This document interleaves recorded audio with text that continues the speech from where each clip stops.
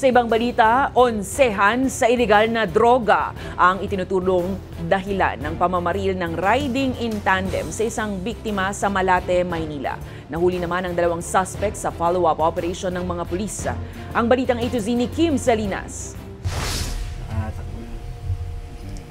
Pumutok pa. Ito ang video ng gunman na pasakay ng motorsiklo bago puntahan ang biktima sa bahay nito sa Gonzalo Street sa Malate, Maynila noong Sabado, August 16. Nakunan pa ng video ang gunman ng paputukan ng baril ang biktima. Dahilan para mapasugod ang mga pulis sa lugar.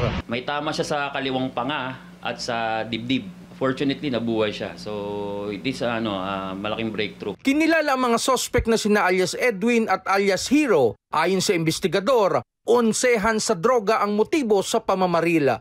Sa follow-up operation, unang naaresto ang driver sa isang e-bingo outlet sa Maynila, Lunes ng hapon. He asserted kung saan nakatira yung gunner.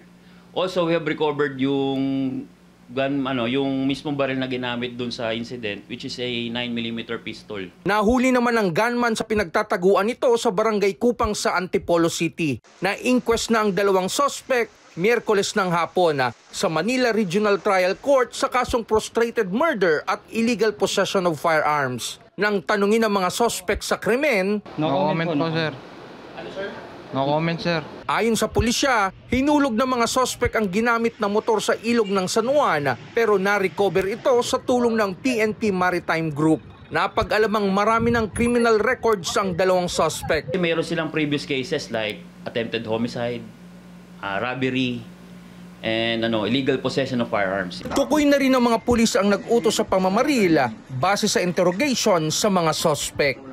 Para sa Balitang A to Z, Kim Salinas.